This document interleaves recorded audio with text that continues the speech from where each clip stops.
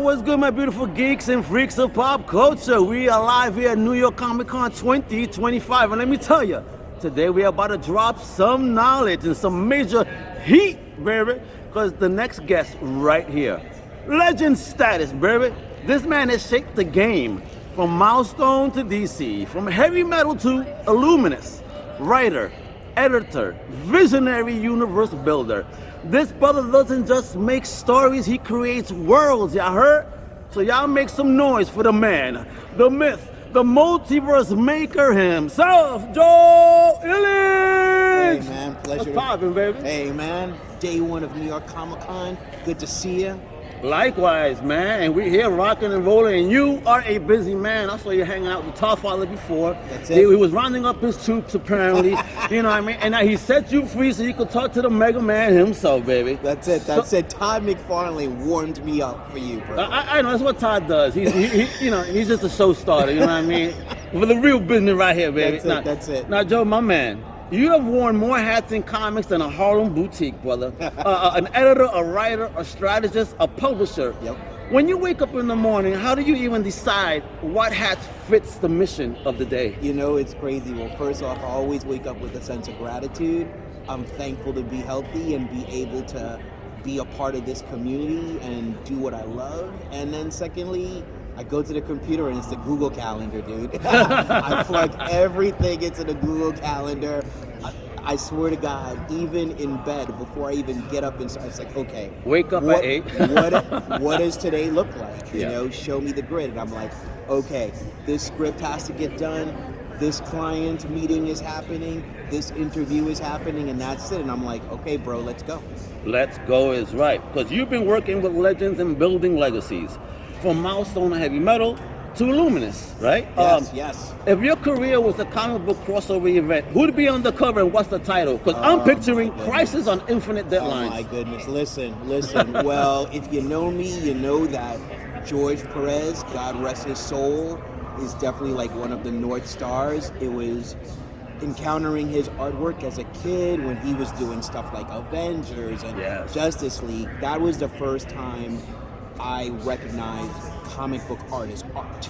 Yeah. Not comic book art, but art, right? George Perez's work on New Teen Titans got me through junior high school. His story with Marv Wolfman, so it's like, I think we're definitely gonna do Christ on Infinite Earths as a nod. Wow, what issue cover would we do? We're not doing issue 7. No one's dying. Yes, please. We're not doing that one. You know, I think it would have to be.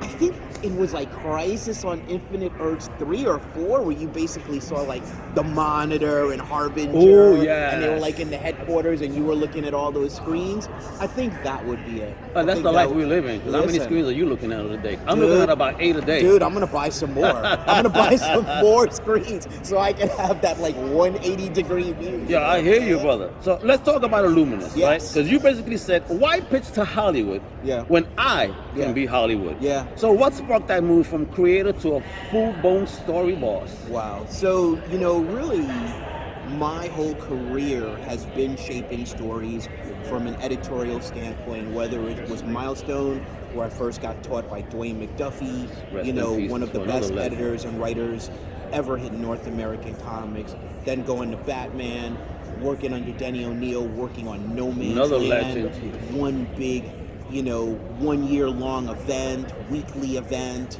and then relaunching the entire Batman line in the year 2000 with a lot of great creators, working at Heavy Metal as editor-in-chief. So basically, I've spent a career seeing things from the 10,000-foot view, then as a writer working on popular IP, whether it's Milestone's Static Shock and Todd McFarlane's Spawn Universe. So it's like, listen, this is what I do. Why don't I share this with the world, and how do I launch this company? So first I launched it as a production company, and the first thing was we had a deal with 50 Cent's G-Unit Film and Television, and Christopher Priest, one of the best writers in comics, legend, going back to Marvel, and his comic Zero, which he totally owns the rights of, working with 50 Cent, working with Color Farm, which is co-owned by Erica Alexander, So setting that up was a good way to launch the company.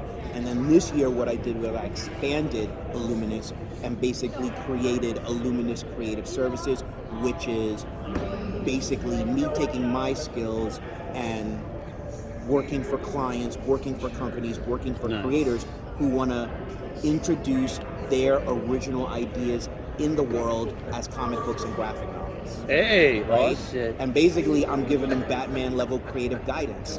I can take all the lessons that I've learned working on Batman, working on Static, working at heavy metal, and I can bring them to bear for you. And every single one of them is an iconic IP, folks. You hear this? You hear these names? Oh my gosh. Listen. Amazing, brother. Amazing. Because you do have projects popping up everywhere. Like you mentioned, Spawn Universe, Heavy Metal, Shadow Cabinet. Yes. Brother, Yes. are you secretly a time traveler or are you cloning yourself in the writer's room? You know, listen, I mean, I tell you, it really takes structure and discipline, right? So it's funny, this is New York Comic Con, but for the last 2 or 3 weeks, it's been finishing scripts, whether it's finishing a script for the Winterfields that I'm doing for Fair Square Graphics, for, you know, Noir is the New Black Season 2, whether it's finishing the script for Rat City, which is part of the whole comic shop YouTube series anthology comic that's been spearheaded by Cheyenne Iwulu. Yeah, that's big. My man, my business partner clipped me onto the comic shop, and I was like, whoa, yes, about time. Yeah, so it's like, that's got a Kickstarter campaign going right now. So it's really like, okay, this is the job, give yourself a deadline, and you gotta put yourself in front of the desk and get the work done. There is no shortcut to getting the work done. That's it, man. Getting the work done. Listen, that's what we do here at Comics too. We get the work done. But let's have this question, because besides getting work done, we're also champs, right? And you've been championing diversity in comics since day one. Yes. How do you keep that fire real without letting the industry's politics kind of dim that creative light? You know, that's a great question. And what it comes down to is I'm constantly inspired every day by seeing creators do their stories, right?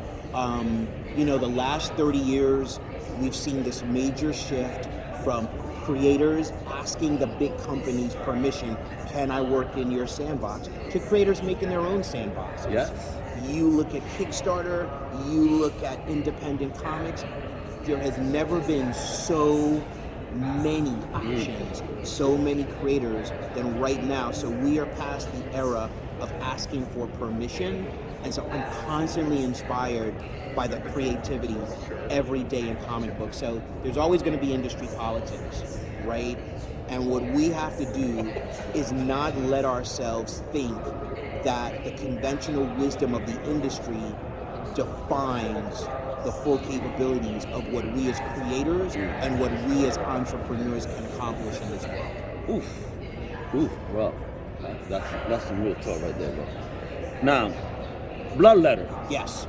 In the Spawn universe. Yes. Fire concept, wild energy. When you're writing that kind of darkness, what's playing in your head? Is that metal track or the sound of your keyboard crying for mercy? Excellent question too. Depending on what I'm writing, I really need a particular soundtrack. So when I'm writing Bloodletter, I'm really digging into like some really deep rock, and I'm going back, whether it's the Rolling Stones, whether I'm getting into like, I don't know, like you're getting into like heavy metal, death metal. I'm also listening to hardcore hip hop from like the 80s. Oh, nice. You know, really going back. I was just, you know, just like revisiting some old NWA, some old Ice Cube. And they give you some anger and energy, right? Listen, you start revisiting that energy. Listen, like, you can even do like Rage Against the Machine. I love them. You know, like, come on, the whole Matrix soundtrack. So I need music that is going to be complementary to the mood of what I'm writing.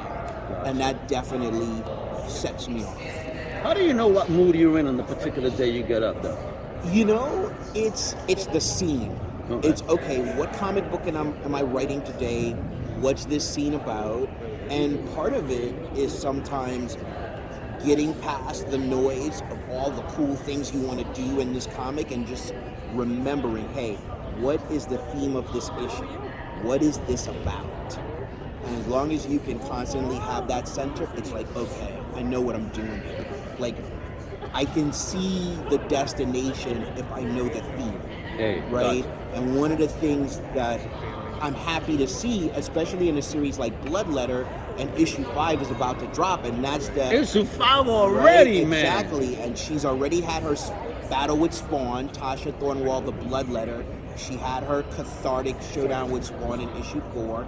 Issue 5 is the aftermath, but I can actually see the whole thematic arc from the very first caption in Bloodletter 1 to the very last caption in Bloodletter 5. And it's just something that Tim Seeley, the co-writer, and we did it working with Christian Rosado, the artist, DC Alonso, the colorist, and World Design, the letterer. It's like, it's a beautiful thing when you can see it all come together and say, yeah, that is an arc.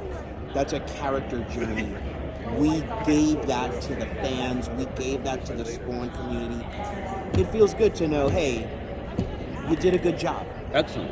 You know, and that's another thing. It's like, I don't do writer's block and I don't do imposter syndrome because I'm not an imposter. Oh, far right? from. It's like, shit. I know what my capabilities are.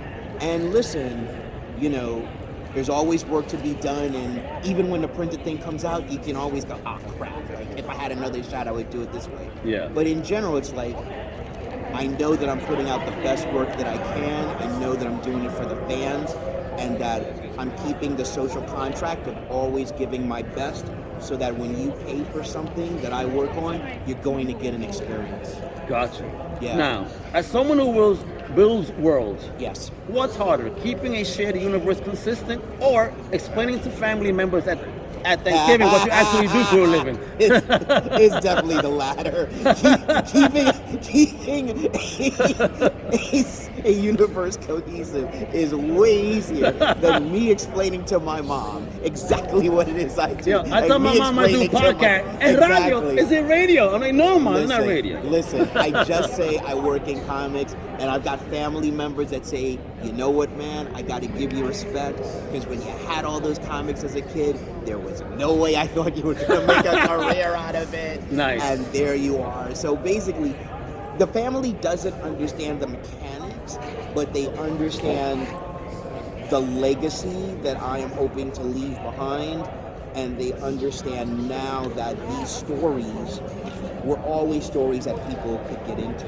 You know what I mean? Yes. They weren't stories that were just for freaks and geeks and nerds. They're stories for everybody.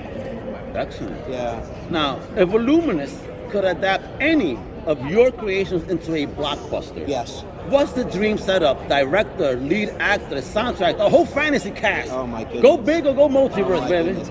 So Chris Cross and we are working on the Harlem Renaissance story, the Winterfields, for Fair Square Graphics. Go. And we've already started talking about, hey, what actors would play Nice. the father and son. I'm really looking at Yahya Abdul Mateen II to play the father. Cross is looking at Idris Elba, so we're kind of rumbling about that.